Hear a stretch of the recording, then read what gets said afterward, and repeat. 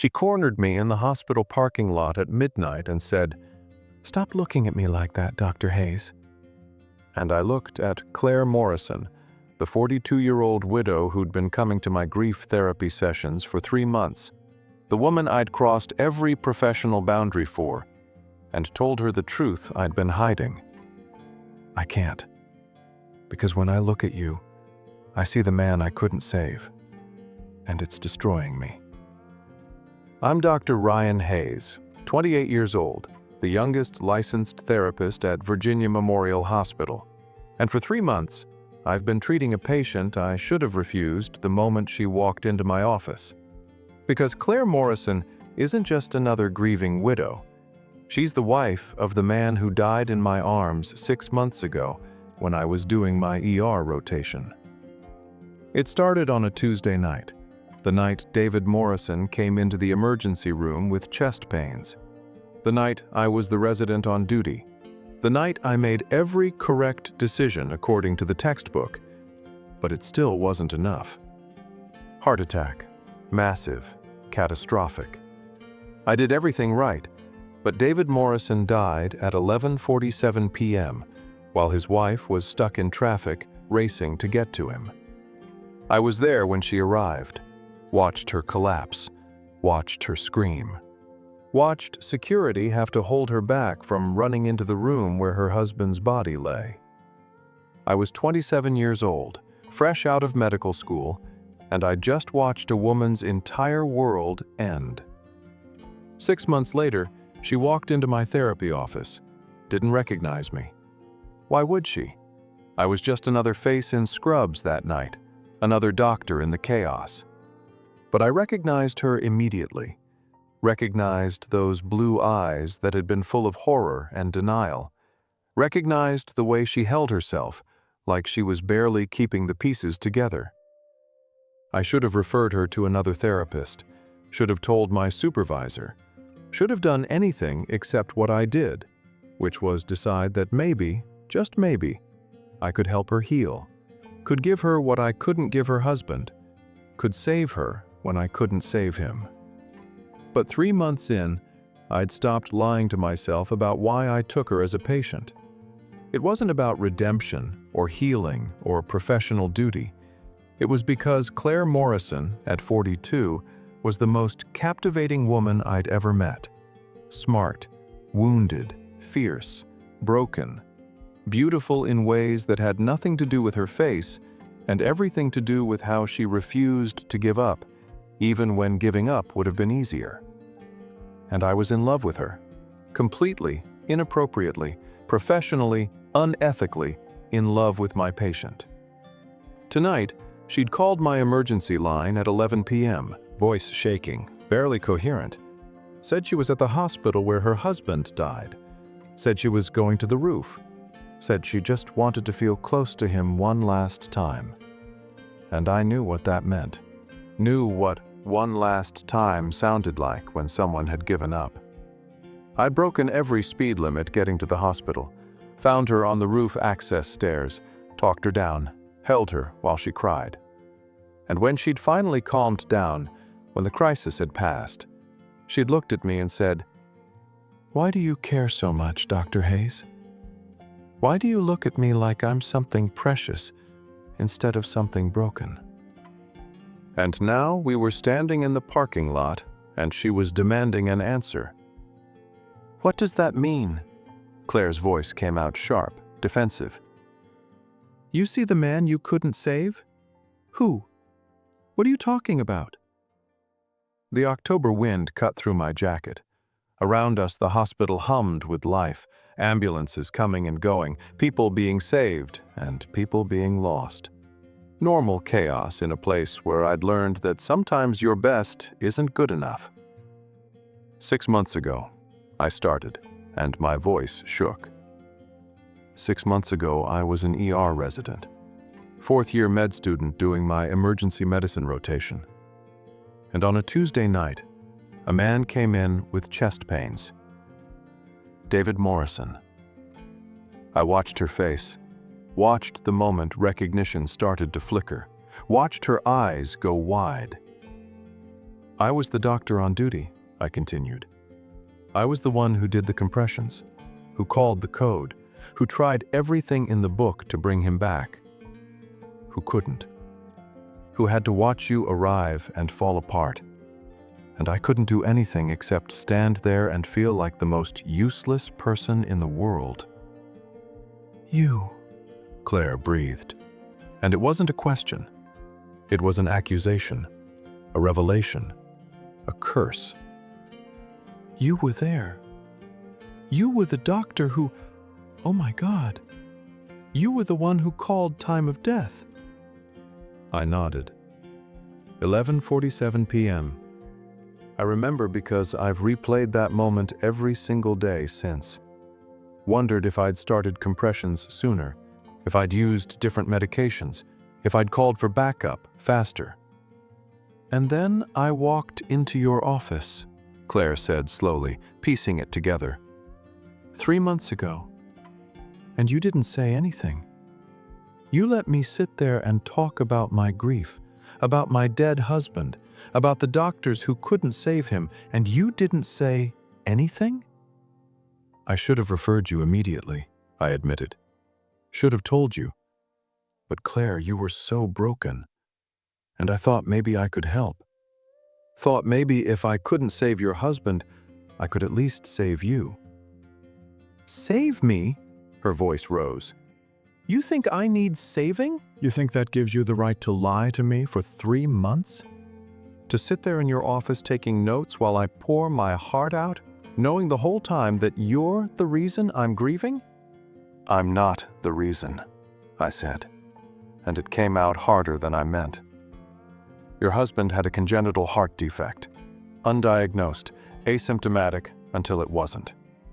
The autopsy showed that nothing we could have done would have changed the outcome. His heart was going to fail that night no matter who was on duty. But you didn't tell me that, Claire shouted. You let me sit there blaming the doctors, blaming the hospital, blaming myself for not getting there in time. And you knew, and you said nothing. Because I was trying to help you heal, I shouted back. Because professional ethics say that telling you would have made it about my guilt instead of your grief. Because I thought that if I could help you through this, if I could guide you to a place where you could live again, then maybe I could forgive myself for not being able to save him. And falling in love with me? Claire's voice dropped to something dangerous. How does that fit into your professional ethics, Dr. Hayes? Because I'm not blind. I see the way you look at me, the way you always make time for me even when your schedule's full, the way you drove here tonight like you were terrified of losing me. That's not how therapists look at patients. My heart hammered. No, it's not. So what is this? She gestured between us.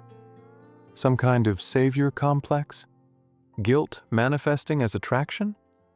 Or are you actually standing here telling me that you fell in love with your patient, the widow of the man you couldn't save? All of it, I admitted. And saying it out loud felt like jumping off the roof she'd been standing on minutes ago.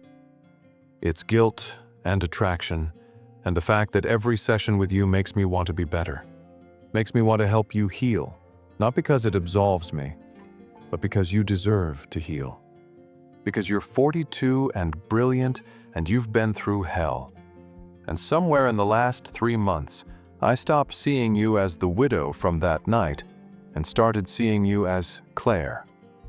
Just Claire. And yes, I'm 28, and yes, you're my patient, and yes, this is every kind of wrong. But that doesn't make it less true. Claire stared at me. I'm 14 years older than you. I know.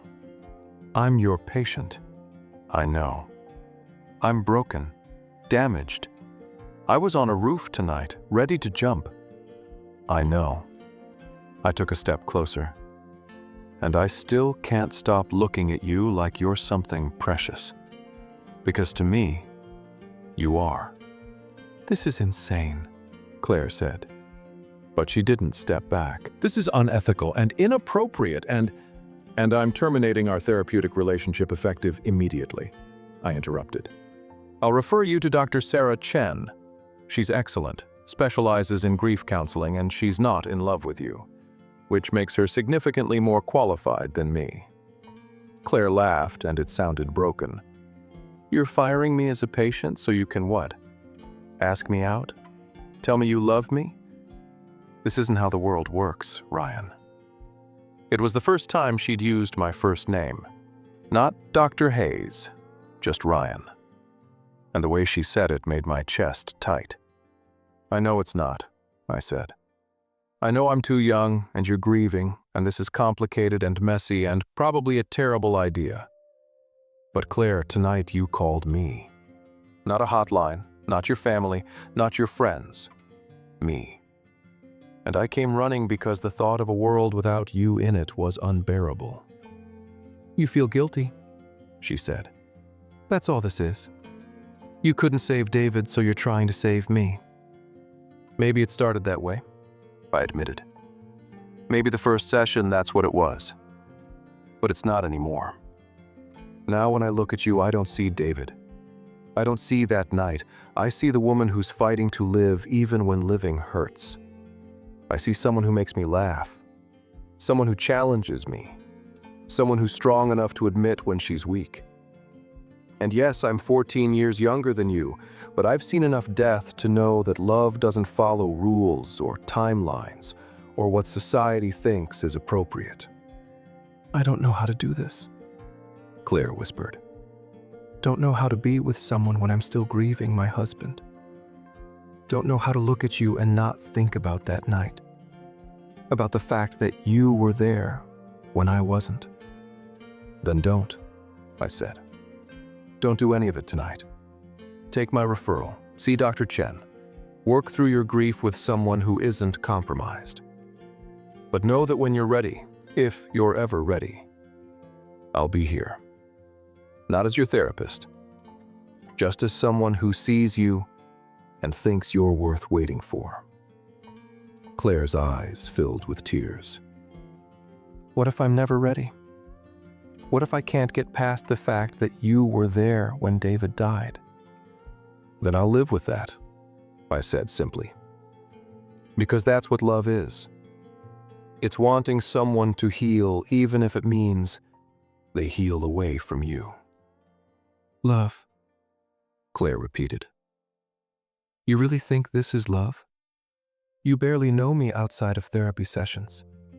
I know you take your coffee black because cream reminds you of how David liked his," I said.